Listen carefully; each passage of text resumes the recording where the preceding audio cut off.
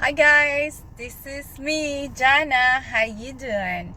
I know this is a very funny place. I'm in my car, inside my car. I'm waiting for my boys to finish their soccer practice, and I just want to connect. Today is Thursday, and I have been reading some devotional like at this moment, and I just came across a beautiful Bible verse, which is in 1st of Corinthians 13:11, which I remember now. This has been one of my favorites since I was a child, and it's about being a child. I'm gonna read it exactly like it is in the Bible. 1st Corinthians 13:11. When I was a child, I talked like a child. I thought like a child.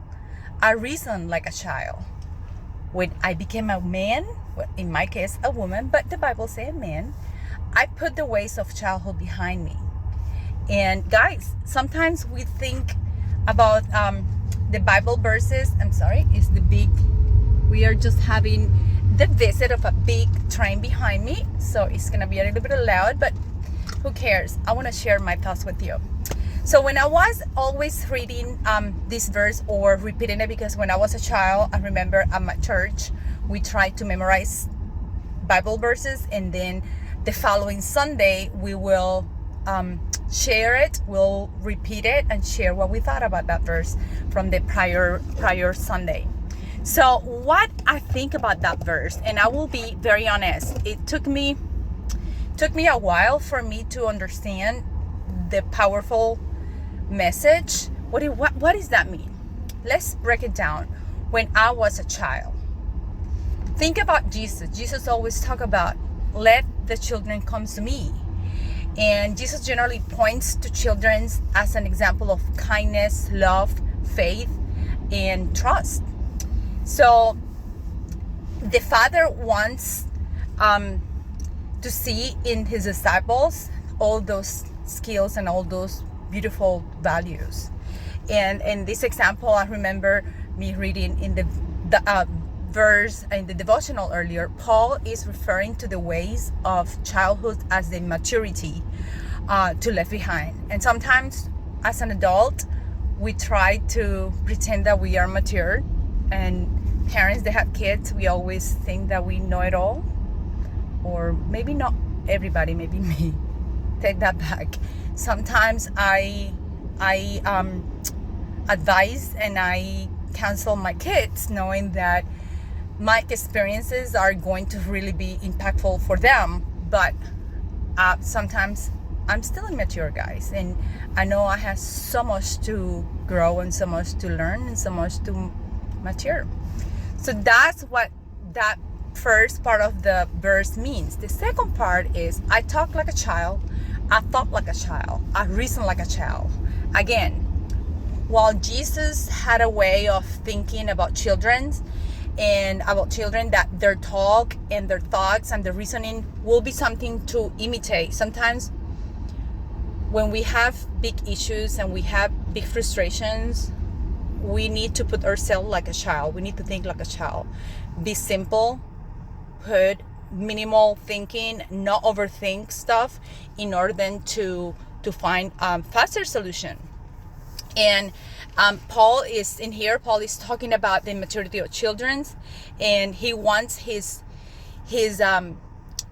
family and his kids and his potential hearers to grow up into maturity and put childish ways behind, because in that way they'll advance and they'll get to a better Christianity path, or they will reach their purpose easier or faster.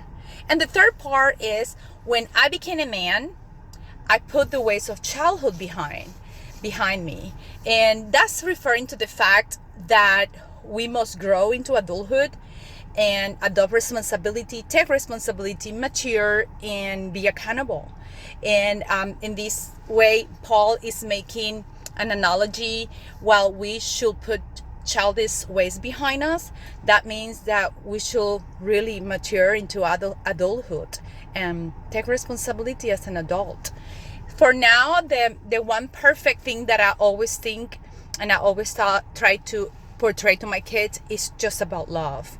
Even though we're talking about this when I was a child, back then we didn't thought about we had big flaws or we had big mistakes or we were defective. We cared the most, and when I was a child, is if I had love, or if I felt loved by my family, by my parents, by my mom, by my dad, and my siblings.